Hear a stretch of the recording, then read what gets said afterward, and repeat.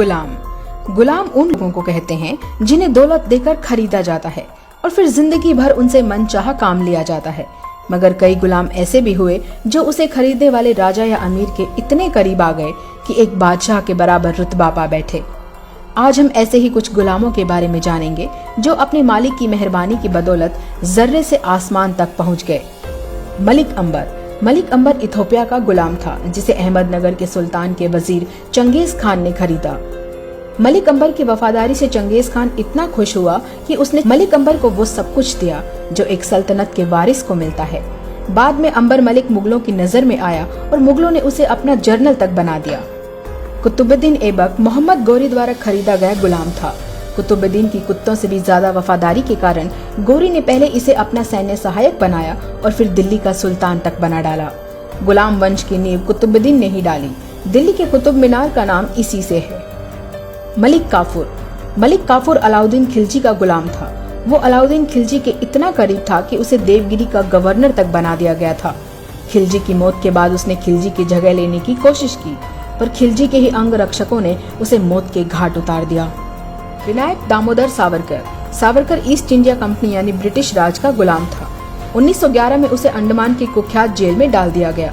उन्हें 50 वर्षों की सजा हुई थी, लेकिन सजा शुरू होने के कुछ महीनों में ही उन्होंने अंग्रेज सरकार को माफीनामा लिखा कि उन्हें रिहा कर दिया जाए।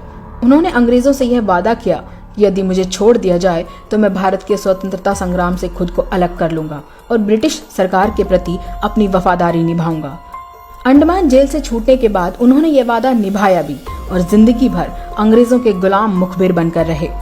और अब आते हैं आधुनिक भारत के सबसे ताजे और कुख्यात गुलाम यानी नरेंद्र मोदी की ओर।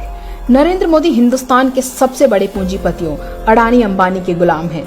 इन पूंजीपतियों ने मोदी को आरएसएस से खरीदा है, जो कि पिछड़ी मानसिकता वाले लोगों को गुलाम बनाने में माहिर संगठन है।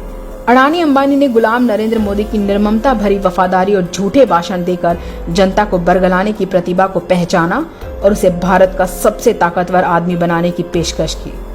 बदले में गुलाम मोदी को कैसे भी करके उन्हें भारत का सबसे दौलतमंद रईस बनाना था।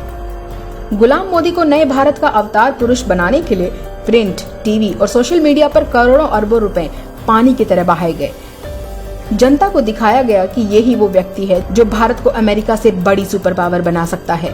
नतीजतन इन पूंजीपतियों ने अपने धन बल से अपने गुलाम मोदी को पहले तो गुजरात का सीएम बनाया और फिर भारत का पीएम तक बनवा दिया।